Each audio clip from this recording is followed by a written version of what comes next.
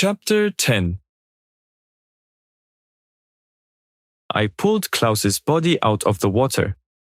His eyes were closed, his chest still. I put my fingers on his neck, searching for a pulse, but there was nothing.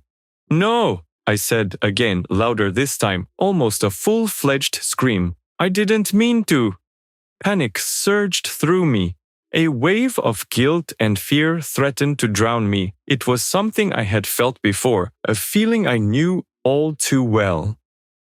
I dropped to my knees beside him, my body trembling as I began CPR. I pressed down on his chest, counting under my breath. I muttered useless words to myself, like they would help bring him back. The rain pounded against me, cold and unrelenting. I kept going, ignoring the ache in my arms, the tightness in my chest. Time seemed to stretch, every second an eternity, as I fought against the inevitable. Despite my efforts, nothing happened. Klaus was gone. I sat back, my hands falling to my sides. The storm raged on, the water pulling around us as I stared at his lifeless body. He was dead, and I killed him.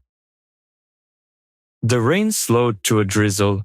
I had no choice but to let what happened sink in. What the hell was I supposed to do now? I couldn't go back to the gang, I'd be dead on the spot. And, well, I can't go to the police either. Viktor!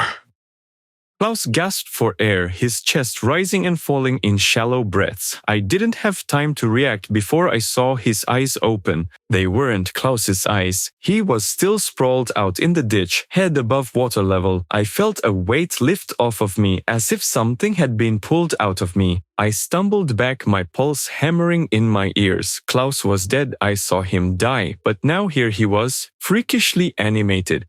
Why did you kiss me? That's gross, man.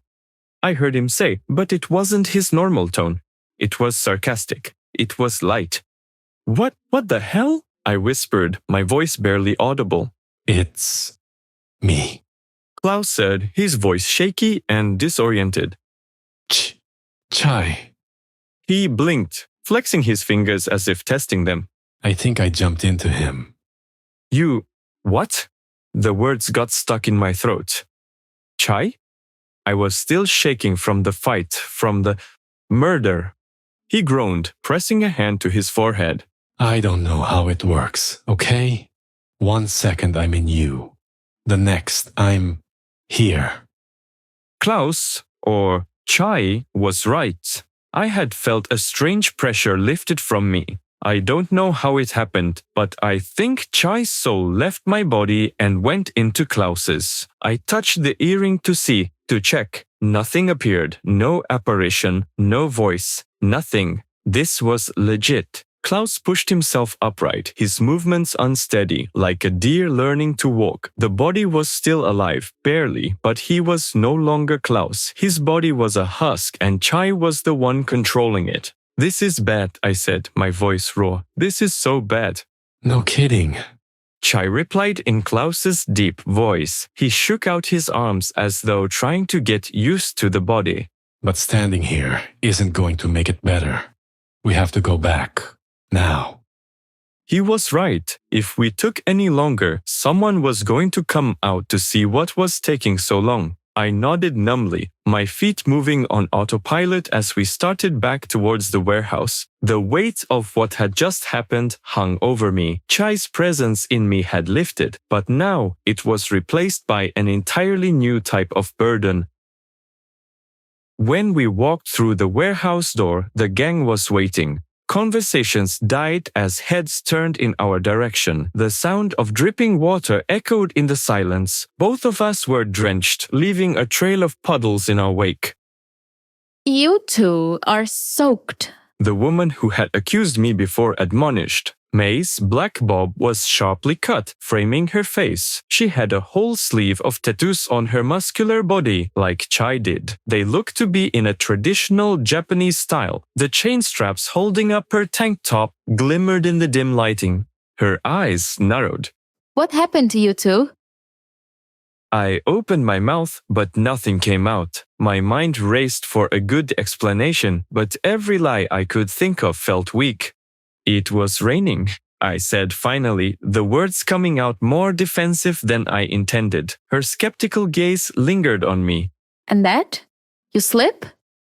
She pointed at my face, her tone cutting. I felt my cheek and looked at my hand. Blood. My pulse quickened. I hadn't thought about the injury. Hell, I had barely even felt it in the chaos. I needed an excuse, something plausible. Before I could speak, Chai, still wearing Klaus's face, stepped forward.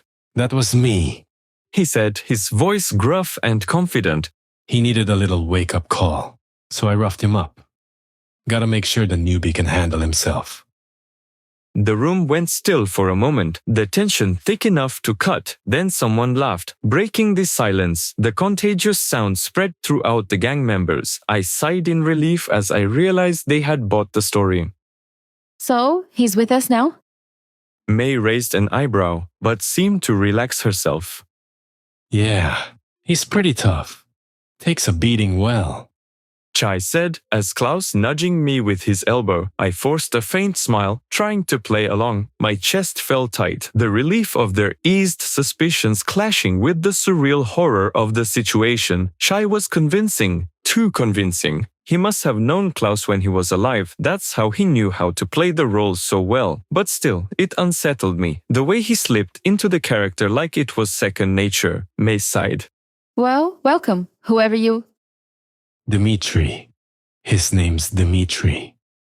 Chai cut her off. She chuckled. All right, you call me. I'm May. The crowd dispersed, the tension in the room dissipating as quickly as it had come. I followed Chai into the corner of the room. As soon as we were out of earshot, I grabbed his arm, squeezing him tightly. What was that? I hissed while controlling my volume. Improvising. He replied, pulling his arm free. You're welcome, by the way. I stared at him. Klaus's face held an expression that was both familiar and alien. You can't just pretend to be somebody. Why not? Chai shot back, his tone sharper now. You saw them. They bought it. As far as they're concerned, I'm Klaus. That keeps us both alive, doesn't it? I opened my mouth to argue, but the words wouldn't come. He was right. As wrong as this all felt, as unnatural and dangerous as it was our only option. If the gang found out about the truth, it would be over. Chai leaned in closer, his voice dropping to a whisper. Look, I know this is messed up. Believe me, I didn't ask for this. But we're in deep now, and this is the only way we get out of it alive. So, unless you've got a better idea, shut up and play along.